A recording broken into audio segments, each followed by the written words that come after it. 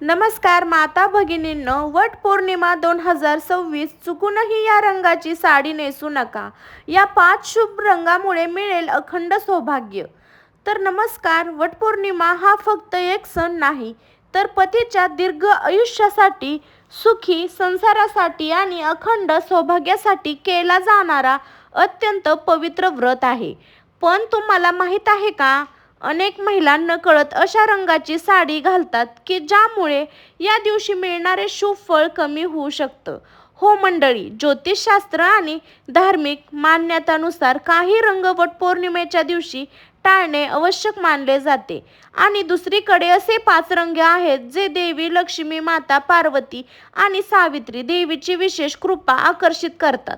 आजच्या या विशेष व्हिडिओमध्ये आपण जाणून घेणार आहोत कोणता रंग चुकूनही घालू नये, कोणते 5 रंग तुमचे भाग्य चमकू शकतात, कोणत्या रंगामुळे वैवाहिक जीवनात प्रेम वाढते आणि शेवटी एक असा गुप्त उपाय सांगणार आहे ज्यामुळे सौभाग्याचा आशीर्वाद अनेक पटीने वाढू शकतो.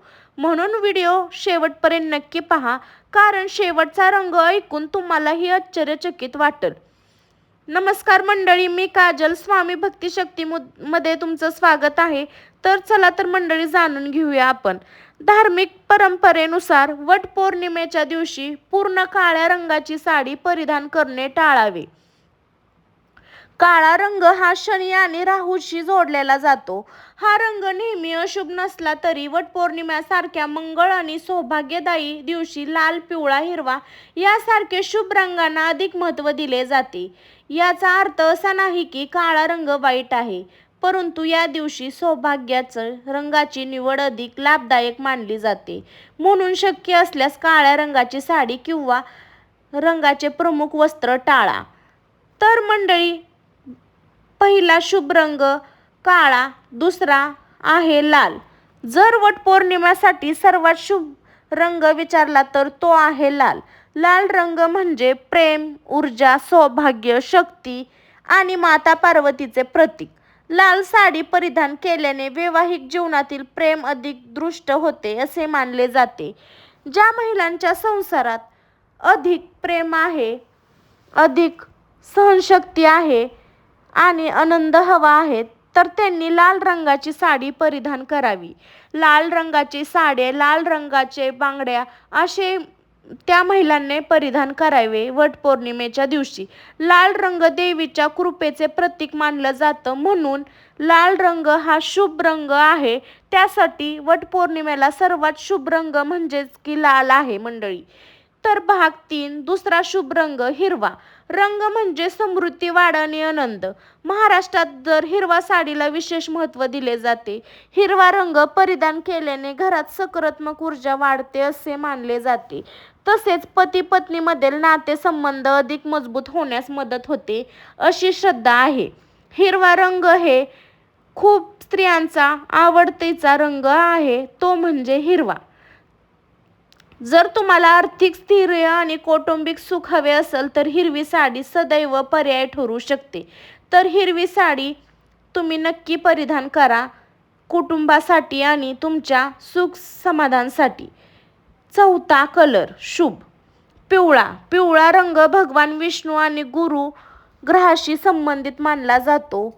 हा रंग ज्ञान, शक्ती, समृद्धी आणि शुभतेचं प्रतीक आहे. पिवळी साडी घालणाऱ्या महिलांसाठी गुरुची कृपा राहते अशी मान्यता आहे. घरातील कलह कमी होऊ, आनंदाचे वातावरण निर्माण होण्यास हा रंग सहाय्यता मानला जातो. पाचवा कलर पांढरा. अनेक महिलांना वाटतं की पांढरा रंग फक्त साधेपणाचं प्रतीक आहे, परंतु वटपौर्णिमेच्या दिवशी पांढऱ्या रंगासोबत सोनेरी बॉर्डर किंवा सोनेरी डिझाईन असलेली साडी अत्यंत शुभ मानली जाते. हा रंग मनाला शांतता देतो, सकारात्मक विचार वाढवतो आणि देवी लक्ष्मीची कृपा आकर्षित करतो असे मानले जाते. विशेष पूजा करताना हा रंग अत्यंत आकर्षक दिसतो. 5वा शुभ रंग झाला. आता 6वा शुभ रंग गुलाबी. गुलाबी रंग कोमलता आणि सदैवाचे प्रतीक आहे. विवाहिक जीवनात गोडवा वाढवण्यासाठी हा रंग अत्यंत शुभ मानला जातो. ज्या महिलांना संसारात प्रेम आणि भावनिक जवळीक वाढवायची असेल तर त्यांनी गुलाबी रंगाची निवड करावी. हा रंग सकारात्मक कंपन निर्माण करतो असे अनेक ज्योतिष तज्ज्ञ म्हणतात. विशेष म्हणजे वटवृक्ष पूजेदरम्यान काय करावे. वटवृक्षाची पूजा करताना काय करावे मंडळी? माता भगिनींनो, वटपौर्णिमेच्या दिवशी वटवृक्षाची पूजा करताना काही गोष्ट विशेष लक्षात ठेवणे आवश्यक आहे. असे मानले जाते की वटवृक्षामध्ये ब्रह्मा, विष्णू आणि महेश यांचा वास असतो. त्यामुळे श्रद्धा आणि भक्तिभावाने पूजा केल्यास अखंड सौभाग्याचे आशीर्वाद प्राप्त होतात. सकाळी स्नान करून स्वच्छ आणि शक्यतो शुभ रंगाची साडी परिधान करा. पूजा साहित्यामध्ये हळद, कुंकू, अक्षता, फुले, कापसाचा दोरा, फळे आणि नैवेद्य सोबत ठेवा. वटवृक्षाजवळ पोहोचल्यानंतर सर्वप्रथम वृक्षाला नमस्कार करा आणि मनोभावाने प्रार्थना करा. त्यानंतर वृक्षाच्या मुळाशी पाणी अर्पण करा. काही ठिकाणी दूध अर्पण करण्याची परंपरा देखील आहे. यानंतर हळद, कुंकू वाहा, फुले अर्पण करा. वटवृक्षाला कापसाचा पवित्र दोरा गुंडाळण्यास सुरू करा. दोरा गुंडाळताना आपल्या पतीच्या दीर्घ आयुष्याची, आरोग्याची आणि कुटुंबाच्या सुख समृद्धीची प्रार्थना करा. प्रदक्षिणा घालताना ओम नमः शिवाय, ओम वटवृक्षाय नमः किंवा सावित्री माताचं नामस्मरण करणे सामान्य आहे. 7, 11 किंवा 21 प्रदक्षिणा घालण्याची परंपरा आहे. प्रदक्षिणा पूर्ण झाल्यानंतर सावित्री सत्यवानाची कथा श्रावण करावी किंवा वाचावी, कारण या कथेमुळे वटपौर्णिमेच्या व्रतचे महत्त्व अधिक स्पष्ट होते. एक गोष्ट विशेष लक्षात ठेवा, पूजा करताना मनात कोणताही राग, मत्सर किंवा नकारात्मक विचार ठेवू नका. श्रद्धा, प्रेम आणि विश्वासाने केलेली पूजा अधिक फलदायी ठरते. आणि शेवट हात जोडून अशी प्रार्थना करा, हे वटवृक्ष माता सावित्रीप्रमाणे माझ्या कुटुंबावर तुझे आशीर्वाद राहू दे. पतीला दीर्घ आयुष्य, उत्तम आरोग्य आणि आमच्या संसाराला सुख समृद्धी प्रदान कर. असे भक्तिभावाने पूजा केल्यास वटपौर्णिमेचे व्रत पूर्ण वास जाते, अखंड सौभाग्याचा आशीर्वाद लाभतो, अशी श्रद्धा आहे. माता भगिनींनो, अखंड सौभाग्यासाठी गुप्त उपाय आता आपण जाणून घेणार आहोत. असा विशेष उपाय जो अनेक घरामध्ये पिढ्यानपिढे श्रद्धेने केला जातो. असे मानले जाते की हा उपाय वटपौर्णिमेच्या व्रतचे पुण्य अधिक वाढवतो आणि सौभाग्याच्या आशीर्वादांना अधिक बळकट देतो. पूजा पूर्ण झाल्यानंतर वटवृक्षासमोर काही क्षण शांतपणे बसा. डोळे बंद करून माता सावित्री, माता पार्वती आणि भगवान शिव याचे स्मरण करा. आपल्या कुटुंबाचे सुख, पतीचे उत्तम आरोग्य आणि घरातील समृद्धीसाठी मनोभावाने प्रार्थना करा. त्यानंतर एक सुहासिनी महिलेला आदराने हळद, कुंकू, हिरव्या बांगड्या, एखादे फळ किंवा आपल्या शक्तीनुसार छोटी दक्षिणा द्या. तिचे आशीर्वाद घ्या. भारतीय परंपरेत सुहासिनीचे आशीर्वाद मंगल आणि शुभ मानले गेले आहेत. 5 वेळी मनात एक संकल्पना करा, माझ्या कुटुंबात प्रेम, एकता, आरोग्य, आनंद सदैव नांदो. संकल्पना करताना कोणतीही व्यक्तीबद्दल वाईट भावना ठेवू नका, कारण श्रद्धेनुसार शुद्ध मनाने केलेली प्रार्थना अधिक प्रभावी मानली जाते. आणखीन एक सुंदर गोष्ट म्हणजे या दिवशी शक्य असल्यास एखाद्या गरजू महिलेला वस्त्रदान किंवा अन्नदान करावे. दान हे पुण्यवृद्धीचे साधन मानले जाते आणि त्यामुळे मनातील समाधान मिळते. लक्षात ठेवा, कोणताही उपाय हा श्रद्धा आणि चांगल्या कर्मासोबत अर्थपूर्ण ठरवा. वटपौर्णिमेचा खरा संदेश केवळ विधीमध्ये नाही तर प्रेम, निष्ठा, संयम आणि कुटुंबावरील समर्पणमध्ये आहे. म्हणून यंदाच्या वटपौर्णिमेला हा छोटासा पण सुंदर उपाय श्रद्धेने करा आणि माता सावित्रीच्या चरणी प्रार्थना करा. माझा संसार सदैव कृपा राहू दे, घरात सुख, समृद्धी आणि सौभाग्य नांदो.